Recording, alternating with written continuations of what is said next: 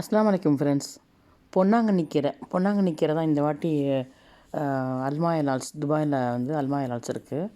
அங்கே போய் வாங்கும்போது பொன்னாங்கண்ணி கீரை தேடிட்டு இருந்தேன்.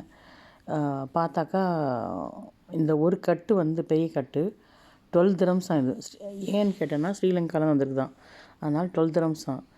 நான் ஏதோ சாமான் எடுத்துகிட்டு இருக்கும்போது ஹஸ்பண்ட் எடுத்துட்டார். இதை 12 திரம்ஸ் வந்து மனசே கேட்கல. எப்பொழுதுமே வந்து க்ரீன்ஸ் அங்கே இருக்கும், எல்லாமே வந்து 1 திரம் தான். அது எல்லா க்ரீன்ஸுமே, எல்லா வகையான கீரைகள், அப்புறம் மின்ட்டு, கோரியண்டரு, பாலக்கீரை, அப்புறம் தில் லீவ்ஸு எல்லாம் 1 திரம் தான் இருக்கும். வெந்தயக்கீரைலாம் இது பார்த்தாக்கா 12 திரம்ட்டாங்க. அது மனசே கேட்கல. ஊர்லனா கம்மி தான் இந்த கீரை கட்டலாம்.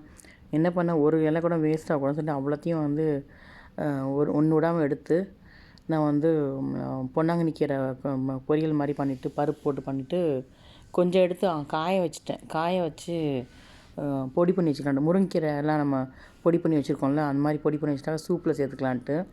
இந்த மாதிரி பொன்னாங்கண்ணி கீரை கிடச்சா விடாதீங்க, கண்ணுக்கு ரொம்ப நல்லது. இந்த வெயில் நேரத்தில் வந்து ரொம்ப கூலாகும். அதேமாதிரி எந்த கீரையாக இருந்தாலும் வெந்தயக்கீரை, பாலக்கீரை எதாக இருந்தாலும் வந்து எப்படியுமே சேர்த்துக்குங்க டெய்லியில்.